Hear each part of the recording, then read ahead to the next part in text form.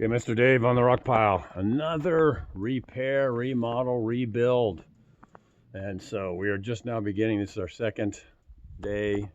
We got a little bit started already, so let's walk you through what's going on with this one. Another one of those things where they didn't put the rebar inside the concrete. And so we have this structure all built the same way.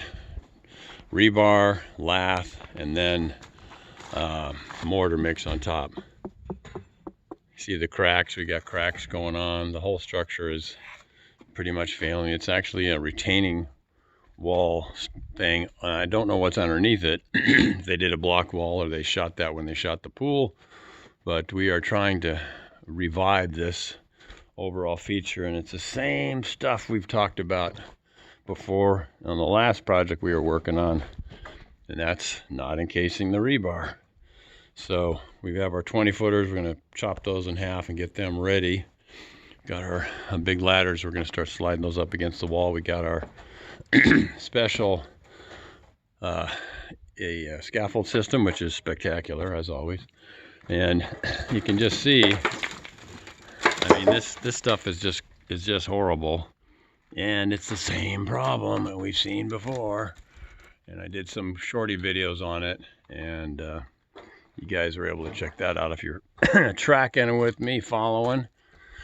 Looks like there is some kind of a spray concrete thing. Probably did that with the shotcrete when they did the pool. And so we're going to be taking this all out. It's just completely worthless.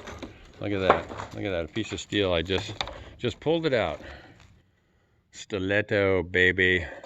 If you like rust, we got rust for you here, man. So it swells, pushes out the concrete, and collapses everything. And the whole thing is built that way. So we're setting about determining how much to take out and how to take it out and how to get this thing brought back to life in a better way that'll last longer. So the slides looks like a fun ride. It's got, of course, the structural failures where you'd kind of expect them right across the middle there. I'm not sure how much steel they put in there or if they even encased it in concrete, because all these projects they build, that's just mortar. You can see there's no aggregate in there. It's just a mortar mix, which doesn't give you the goodbye. Doesn't give you any strength.